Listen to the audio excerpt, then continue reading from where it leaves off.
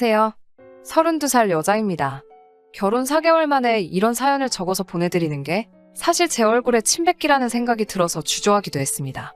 연애도 어느 정도 긴 시간을 해왔는데 이 정도로 고쳐 써먹지도 못할 사람이었다는 걸 눈치채지 못했으니 제 잘못이 가장 크기도 하겠네요. 직장도 변변찮은 것도 알았지만 제가 안정적이고 큰 회사에 다니고 있어서 크게 문제가 될 거라는 생각도 한 적이 없습니다. 단지 연애하던 동안 저한테 잘하는 모습에 저도 결혼하기에는 조금 늦은 나이라는 생각을 했다 보니 직장이 변변찮다고 하더라도 인성 하나만 보자고 스스로에게 위안을 삼기도 했습니다. 남편에게 두 얼굴이 있었다는 건 결혼 후에는 알게 되었어요. 저와 비교했을 때 한참 모자란 남편이지만 그래도 결혼을 결심하게 된 건 시부모님이 엄청 좋은 분들이셨다는 이유가 가장 컸어요. 결혼 전에 처음 시부모님을 만났을 때도 아들 자랑보다도 제 걱정을 더 많이 해주셨거든요. 아직 시부모님이 보기에도 한참 모자란 남편인데 어디가 좋아서 결혼까지 결심하게 되었냐고 하시며 물르고 싶으면 언제든지 물러도 좋다고 농담처럼 말씀하시기도 했습니다. 사람 덜 된 남편 데려가줘서 정말 고맙다고 몇 번이고 말씀해주셨고 힘든 일이 있다면 무조건 저를 도와주시겠다고 약속도 해주셨고요. 부모님 인품이 이 정도나 되니 남편이 당장은 보잘것없지만 저에게 잘해주던 모습도 분명 부모님의 영향이 크다고 생각했고 사람 하나만큼은 제대로겠거니 하는 생각이 들어 결혼을 하기로 했습니다. 남편은 모아놓은 돈조차도 얼마 되지 않았지만 제가 모아놓은 돈 이상을 시댁에서 지원해 주셨어요.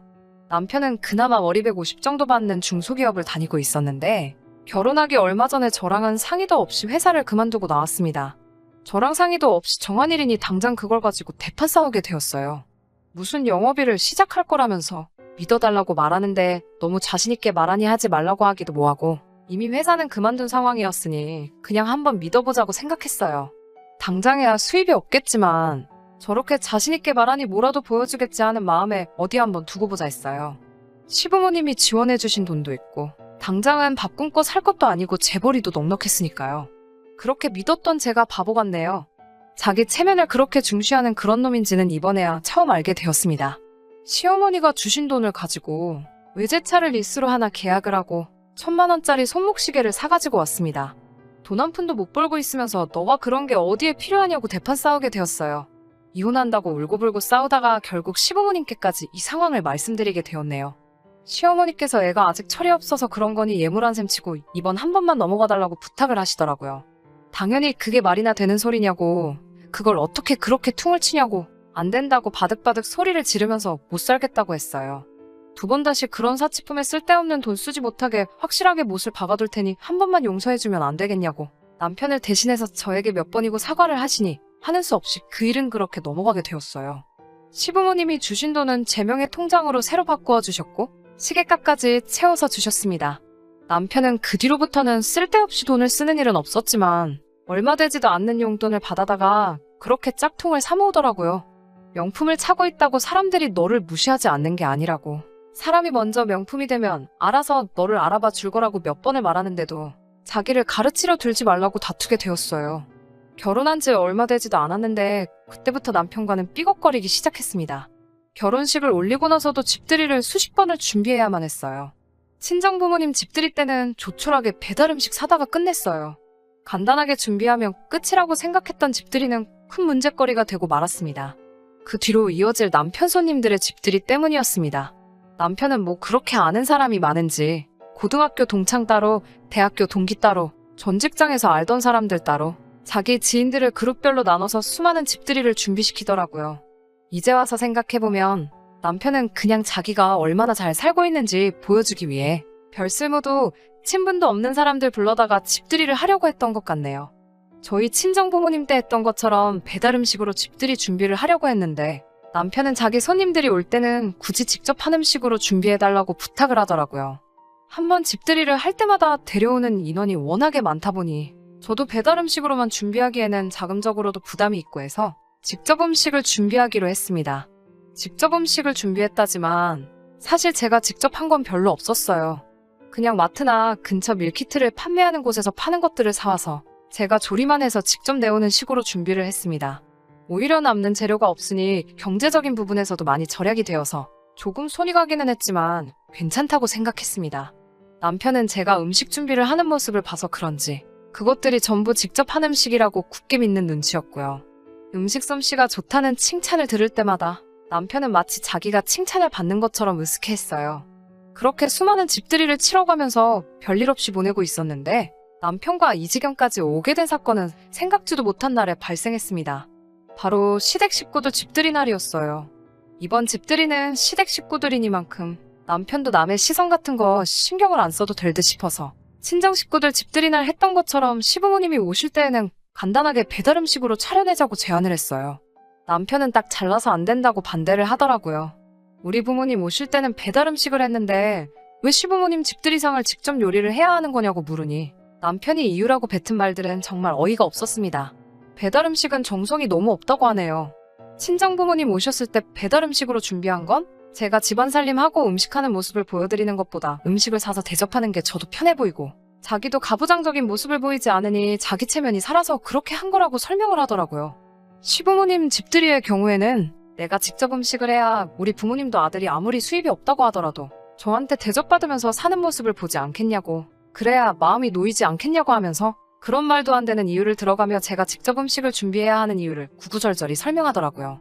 고집은 또 얼마나 센지 마음을 꺾을 기세가 보이지 않아서 이걸로 하루 종일 투닥거리를 하고 있느니 제가 항복하기로 했어요.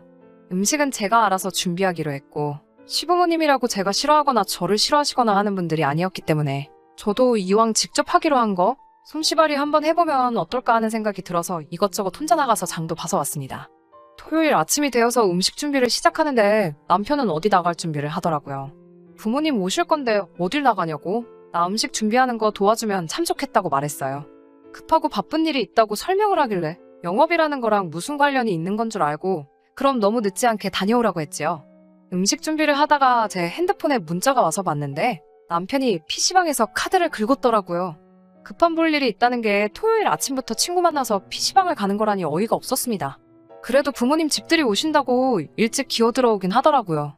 일찍 온 김에 이제 음식 준비하는 거 도와달라고 부탁을 했더니 놀다 와서 기분이 좋았는지 흔쾌히 알겠다고 하더라고요.